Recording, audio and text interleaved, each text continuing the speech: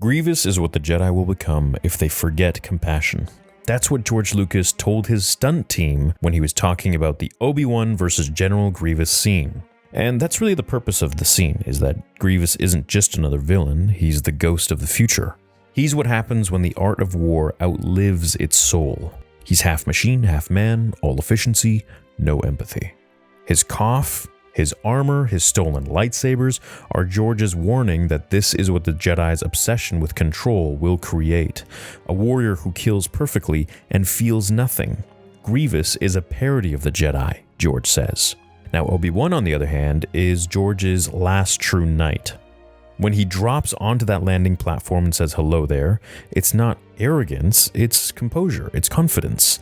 And that's, I think, what makes the scene so memeable and funny, is that Obi-Wan's jumping into a death trap, essentially, and he does it willingly, because he is very confident in his abilities and also in the clones that are about to jump in. Now, George told Ewan McGregor this: "You're walking into a machine world as the only human thing left in it." And Utapau is really designed around that contrast. The city is carved into a sinkhole, and civilization is built downwards, collapsing under the weight of its own design, so to speak.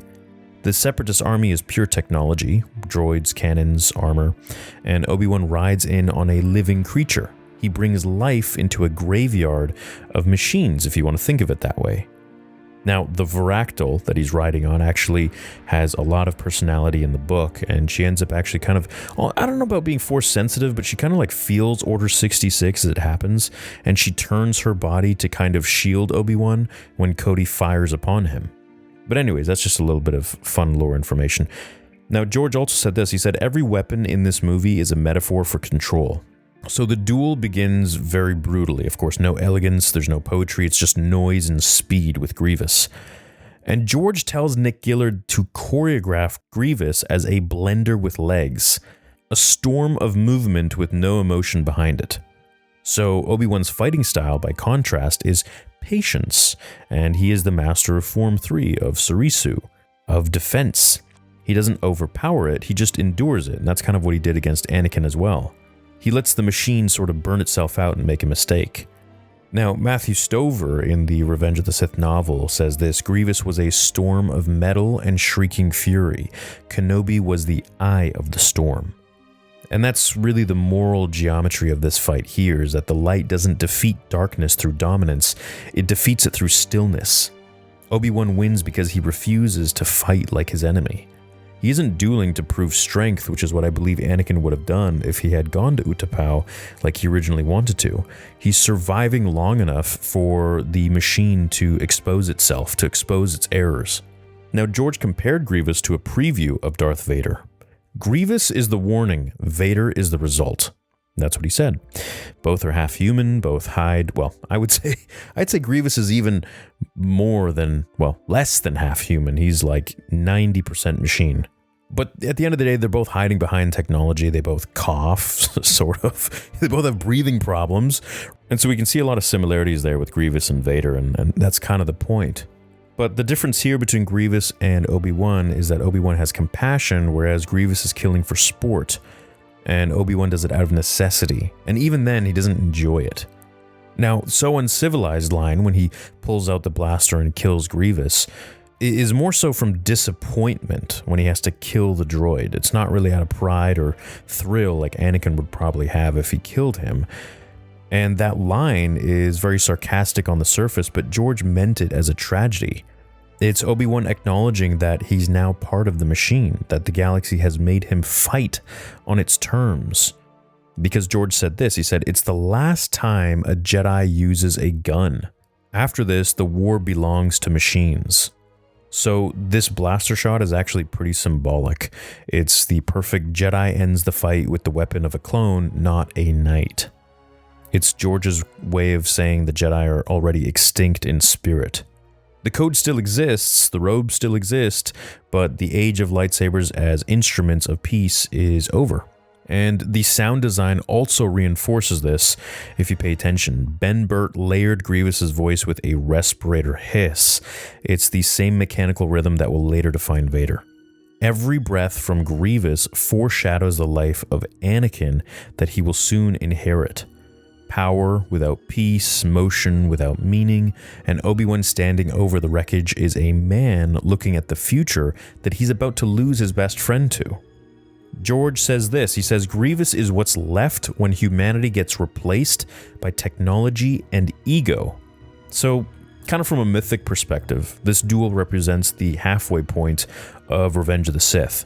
Coruscant was a spectacle, the illusion of heroism. Utapau is the hangover, war stripped of glamour. And everything from this moment forwards becomes more personal, more emotional, more tragic, really, more depressing. Grievous's death is the last mechanical kill before the human story collapses. So George said this to the editors, this is the last Jedi victory and it means nothing. Because as Obi-Wan reports success to Coruscant, the real war is already over. Palpatine has turned Anakin, the Council has lost faith, and the Jedi have mistaken tactics for salvation. The machine has won, and it doesn't need Grievous anymore. That's why George made this duel very fast and almost cold, because there is no emotional score, there's no lingering shot of triumph. It's efficient, it's precise, it's hollow, and it's supposed to feel that way. It's the Jedi's last victory, completely devoid of meaning. Even Obi-Wan senses it, and that's why his tone in the following scene is subdued. He's won really nothing. He just kept the machine running a little bit longer. Now, years later, in Episode 4, A New Hope, when Ben fights Vader on the Death Star, this fight is still kind of in his voice. He sees what machines do to men and what control does to compassion. He doesn't raise his saber to win, he raises it more so to teach at this point. And the difference between Utapau and the Death Star is the difference between endurance and enlightenment.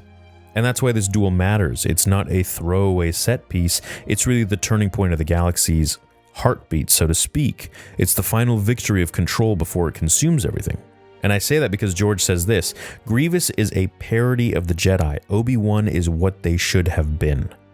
The Jedi Code will end in flames soon after this, but for one brief moment on a windswept sinkhole planet of Utapau, a single Jedi still fights the way that they were meant to, calm, centered, unwilling to hate. And that's why Obi-Wan Kenobi survives when the rest of the Order fails, because he was really the true embodiment of what the Jedi were supposed to be in Revenge of the Sith. And that's why George favors him so much, and kind of makes him to be the one that goes on to live for so long and look after Luke. So Obi-Wan didn't win necessarily because he's stronger, he won because he still remembers what it means to be human. And that's really what carries him through into A New Hope and when he becomes one with the Force. I always really liked this fight. I thought it was really cool, especially, as a 15-year-old in the movie theater watching this back in 2005. I thought it was really freaking cool because you have this massive cyborg, this like four-armed machine. And I feel like George was really hitting all of the different kinds of lightsaber users out there. There was Darth Maul with the double-bladed, then, there was Jar Kai, Episode 2, Anakin had 2 sabers, and then now you got Grievous with 4. And it was just insane. It was just such a huge rush of dopamine as a kid, especially back in those days when, movies weren't as visually pleasing as they are today. Hope you guys enjoyed this video. Let me know what you think about it and what other behind-the-scenes stuff you want to see. Thanks so much for your time, and I'll see you in the next one. Leave a like on your way out, and may the Force be with you, always.